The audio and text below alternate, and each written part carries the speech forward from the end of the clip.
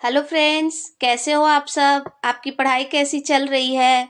आज हम लोग सार्क ग्रुप के बारे में जानेंगे।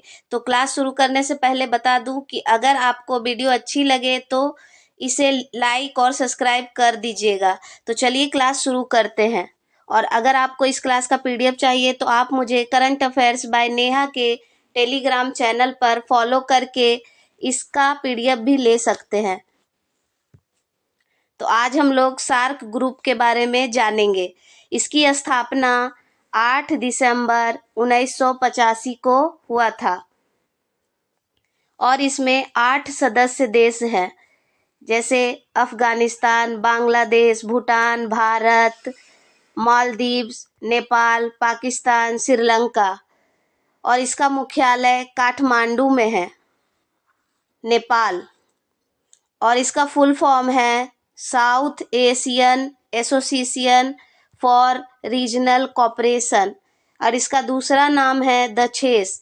जब इसको हिंदी में बोलते हैं तब इसको दक्षेस बोलते हैं।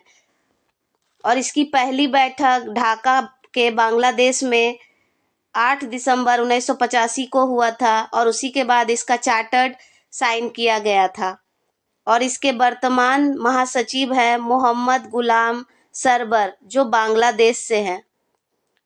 इसकी लास्ट बैठक नेपाल के काठमांडू में हुआ, जो 18वां एडिशन था। और इसका 19वां एडिशन होना था पाकिस्तान में 2016 में, लेकिन पाकिस्तान की तरफ से कश्मीर में जो हमला कर दिया गया भारतीय सेना के शिविर के ऊपर, तब ये जो एडिशन होने वाला था, जो बैठक होने वाला था, उसको स्थगित कर दिया गया। इसकी विशेषता है यह दुनिया की आबादी का 21% हिस्सा कवर करता है। यानी कि जितने भी विश्व में देश है और उनकी जितनी जनसंख्या है, वो इन 8 देशों में ही सिर्फ 21% कवर करता है। इसका उद्देश्य है दक्षिण एशिया में आर्थिक विकास, सामाजिक प्रगति और सांस्कृतिक विकास को बढ़ावा देना और आपसी सहयोग और समझ को विकसित करना।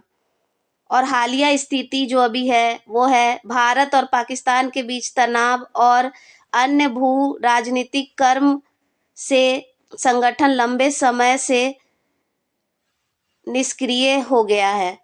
यानी कि जो भारत और पाकिस्तान के रिश्ते खराब चल रहे हैं, उसकी वजह से यह संगठन काफी समय से निष्क्रिय चल रहा है, क्योंकि 2016 के बाद इसकी कोई बैठक आयोजित नहीं की गई, क्योंकि भारत ने पाकिस्तान जाने से मना कर दिया।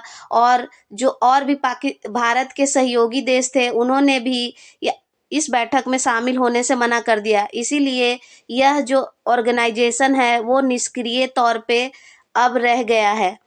और अंत में यही कह सकते हैं कि भारत और पाकिस्तान के बीच राजनीतिक जो तनाव हो रहा है, इस कारण इस संगठन के महत्व को कम कर दिया गया। हालांकि अभी भी यह संगठन बहुत महत्वपूर्ण है।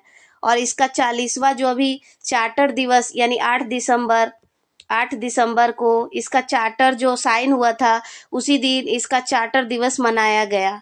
और यह संगठन अब पूरी तरह निष्क्रिय पड़ा है, क्योंकि भारत अब बिम्स्टेक और भी अलग अलग जो संगठन है उसकी तरफ जा रहा है। तो thank you for watching. Follow me on Telegram current affairs by Neha. अगर आपको इस क्लास का पीडीएफ चाहिए तो आप लोग यहाँ जाकर पीडीएफ भी ले सकते हैं। तो चलिए अगले क्लास में मिलेंगे। आप लोग अच्छे से पढ़ाई करते रहिए, अपनी लक्ष्य की ओर बढ़ते रहिए। बाय सभी को।